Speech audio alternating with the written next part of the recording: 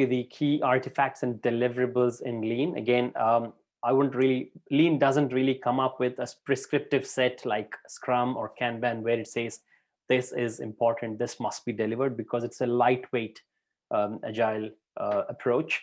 It's not a really full-fledged agile methodology like DSDM or SAFe.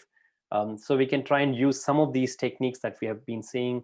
We're going to see like DMIC. We can try and use it in the context of where we are.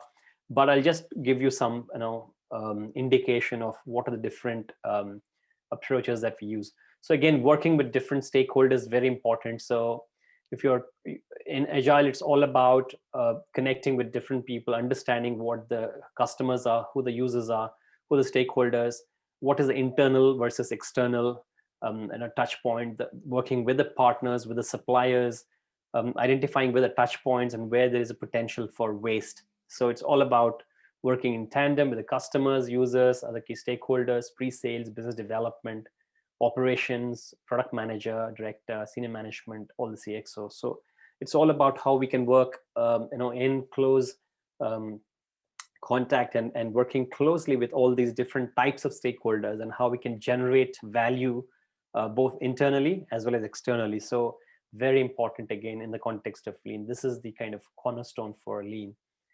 When it comes to the continuous improvement, again, Lean does rely on the PDCA, the Kaizen, like in Kanban, the continuous improvement way of thinking and working.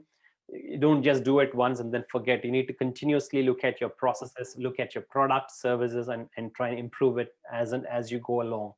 And that's where you're talking about the, in the context of agile development, it's about the analyze, implement, evaluate, identify. This whole circle goes, again and again and again. It's a continuous cycle of improvement.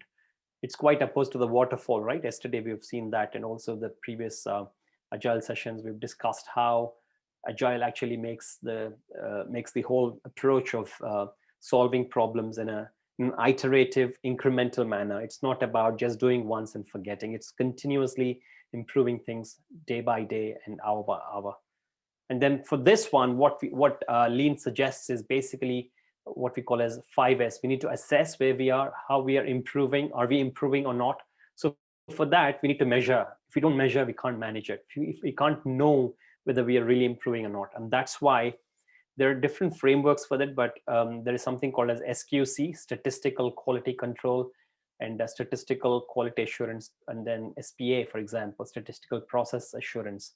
So all of these are different ways that Lean would recommend us to look at the process, look at the ways of working, make sure it is all going in tandem.